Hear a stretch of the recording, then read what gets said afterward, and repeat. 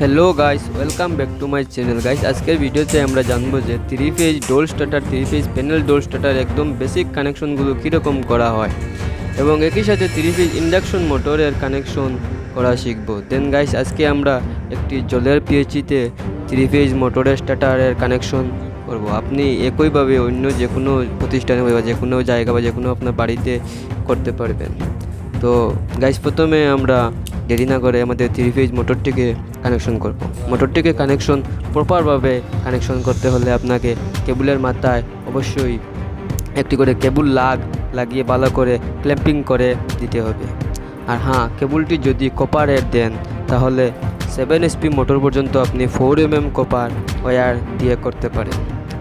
আর aluminium কেবল হলে কমসে কম আপনি 10 mm কেবল দিতে হবে।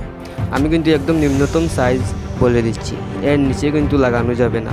আপনি চাইলে আরও উপরে লাগাতে পারেন, যেমন 4 mm কপারের জায়গায় 6 mm কপার লাগাতে পারেন, অথবা 10 mm জায়গায় 15 mm কেবল অ্যালুমিনিয়াম কেবল লাগাতে পারেন।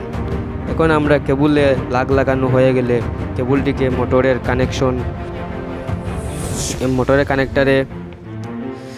কানেক্টারে কেবলটিকে লাগিয়ে দেব।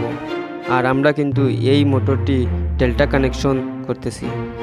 আপনি যদি ডেল্টা কানেকশন করেন তাহলে মোটরের পাতিগুলো একইভাবে সোজা রাখবেন। আর যদি স্টার কানেকশন করেন তাহলে সামনের 3টি পাতি একই সাথে করে ফেলুন এবং এই পাশের 3টি পাতিতে RYB 3টি তার লাগিয়ে দেন। মনে রাখবেন, এই মোটরে কিন্তু বুলেও নিউট্রাল কানেকশন করবেন না।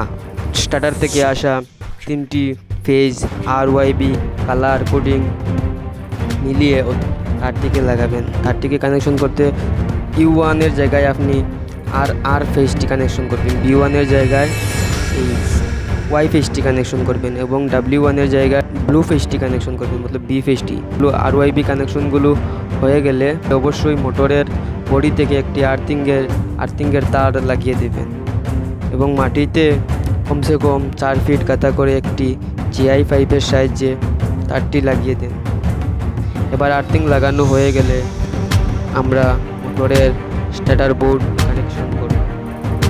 আপনার মোটরের স্টার্টার বোর্ডটি একই রকম প্যানেল বোর্ড হলে এটি একদম ইজি কানেকশন করতে পারবেন। দেন স্টার্টারের এই পাশে লেখা দেখবেন ফরম সাপ্লাই। এই পাশে আপনি ট্রান্সফরমার থেকে আসা 3 ফেজ লাগিয়ে দেবেন।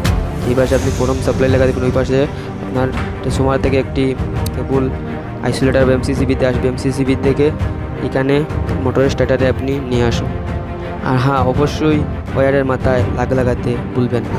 এবার এদিকে কানেকশন হয়ে গেলে স্টার্টারের পাশে লেখা দেখবেন টু মোটর।